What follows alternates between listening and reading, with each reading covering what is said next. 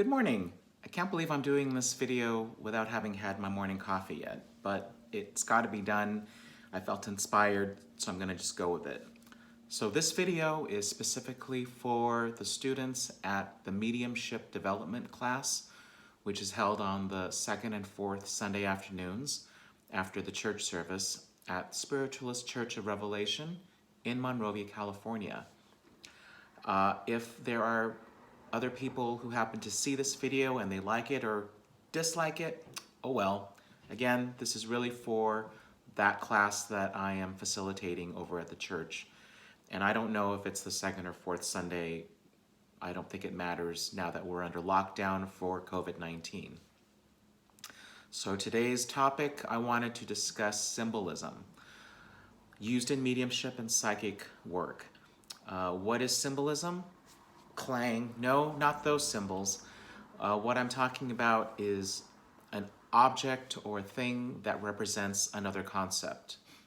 And so we have different methods of gaining symbols, and we have different schools of thought about whether or not they should even be used or interpreted. So first off, there are people and mediums and authors who feel that symbolism should not be used. And the reason why is because when you are receiving information from the spirit world, you are in a particular brainwave mode. So that would be the alpha brainwave mode or upper theta. You are not in beta. So beta mode is like when you are at work and you're thinking, or you're trying to figure out what to plan for your meals during the lockdown. That's beta brainwave mode. So when you are given a symbol, like for example, an apple, for me personally, an apple represents higher education. So if I get an apple and I'm looking at the apple and I'm trying to interpret it, I have to step outside of my alpha brainwave mode and go into logical mode. And that can cause a disconnect with the spirit world. Not good. So that's why some people believe you shouldn't be interpreting symbols at all. Another reason they explain is because you should be just getting the information straight from spirit. So I can understand that train of thought. However, there are many mediums and psychics as well who believe in using symbols. And the reason for that is if you think being a medium can be sometimes hard enough, trying to create a connection with the spirit world and keep it for an extended amount of time, imagine how difficult it can be for the spirit as well if they're not used to learning how to communicate from the other side. So that's why we have our handy dandy spirit guides. They are not only helping us, but they're also helping our loved ones on the other side learn how to communicate via thought transference. So one of the basic ways of doing shorthand in thought transference is by using a symbol. That's much easier than trying to get across a ton of information. If you can just use a symbol, that can speak for a lot of feelings and thoughts and representations. So these are the two schools of thought on symbols. Now, if you're one of those people who can easily slip from beta into alpha brainwave modes easily, then maybe interpreting symbols is not that difficult for you when you are on platform or doing your one-on-one readings. I find it's easy for me, but I've also been doing this kind of work for many, many years. If you're a beginner, it might be easier to not go in that direction. So for example, I might receive a symbol of something and I've never seen it before, I've never encountered it. Well, I gotta go switch into logic mode just slightly, figure out what it means. Okay, come back into connection and then give the information. I don't personally recommend that, even if you can do it. So what do? How do you work with symbols? Well, the way you do it is you have them pre-defined already up here, because spirit can only use what we have up here. So if you have a list of symbols and you already know what they mean, you don't have to step out of your psychic mediumistic mode to try to interpret the darn thing and then come back and find your connection again. It's just a form of shorthand. It's just part of your vocabulary automatically. So this is the better way of doing it. Now there's different ways of going about defining symbols for yourself. My least favorite method, though still effective, is to go out and buy a book on dream interpretation or a book on symbols and just go through page by page and look at the meanings for various symbols. Why is it I don't like this particular method? Because I feel it's impersonal. And I feel that a symbol, the more personal it is to you, the more powerful it is, and the better it locks into your brain vocabulary. So, for example, if you open up a dream dictionary and it says dog, the dream dictionary might say you're dreaming of loyalty, unconditional love, enthusiasm, which is all true. That would be my definition of dog. However, if you were someone who was attacked by a dog as a small child and have always preferred cats over dogs, and you get scared around your neighbor's dogs, then I feel that a dictionary interpretation of dog would not be appropriate for you. Instead, use the definition of dog as a terrifying moment or danger or the feeling of being attacked, and that's totally appropriate. The symbol should be personal for yourself. So, other methods of getting meanings for symbols that I find a little more effective are when you meditate and you go into the power, reach upward towards the spirit realm, reach for your spirit guides and talk to them.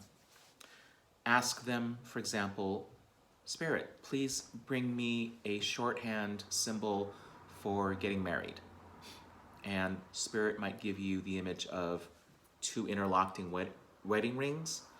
It could be that they're showing you a wedding cake. Maybe they're showing you white chiffon with wedding bells. So it's something that they will bring to you and you agree with them and go, okay, I get it. Another way of doing it is sitting down with a pencil and paper and writing down various symbols. Next to each symbol, write down your interpretation for each one.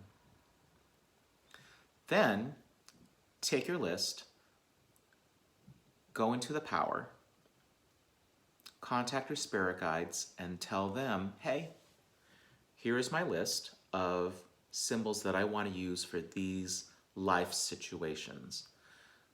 This is what's already in my head and my heart. So if you need to bring forth information, can you please use the list that I've already made? That's another way of doing it.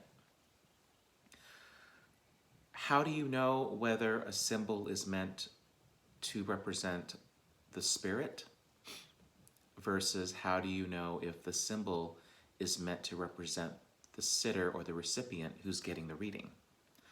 That comes with trial and error. Come up with your own system. I've discovered for myself, and I didn't read this in any book, it's just something that came to me, is if I am, say, on platform and I am seeing an image of the spirit holding the symbol close to them, to me that indicates that the spirit is represented by the symbol. So for example, for me, an apple represents higher education. So if I see a spirit holding an apple close to him or her, what that indicates to me is perhaps the spirit had graduated from university, or maybe they liked to teach at a college. Education was very important. It was part of their value system. If, however, I see the apple just kind of floating there against a black background, what that indicates to me is the spirit is indicating that higher education is what the recipient is looking at right now. perhaps the recipient is already planning to graduate from college. Maybe they're thinking about going back to night school, something to that effect. So that's my method of determining whether the symbol is the spirit's or should be for the recipient. Interpreting symbols. This is interesting as well, because how do you know whether you are interpreting a symbol or if it's something literal? This is something that I'm still working out for myself, and I think this is why some schools of thought don't like it when you interpret symbols. They would rather you just give the information forth, and it may not make any sense to the medium at all, but it may make total sense to the recipient. After all, being a medium is being more like a telephone versus an interpreter.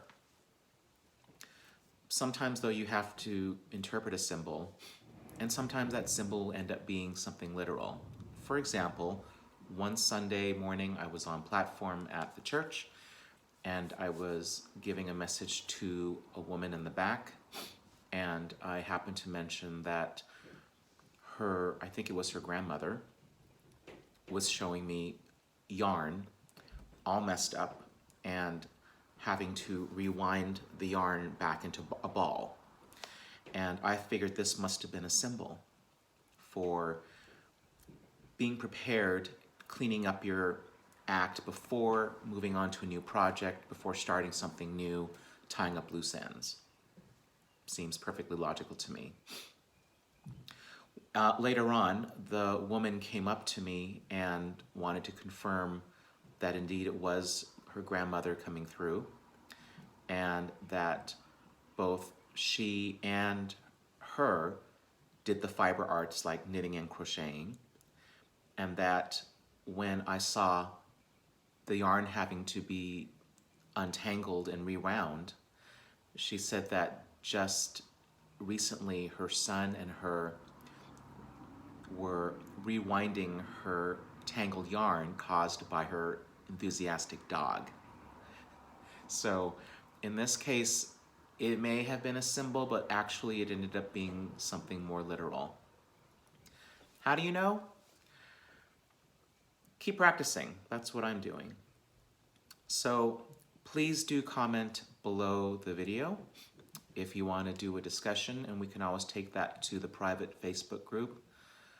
This is my very first video, so be nice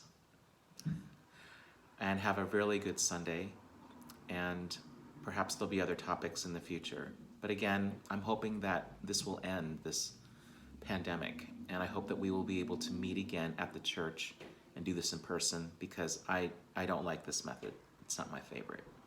So God bless. Have a wonderful day.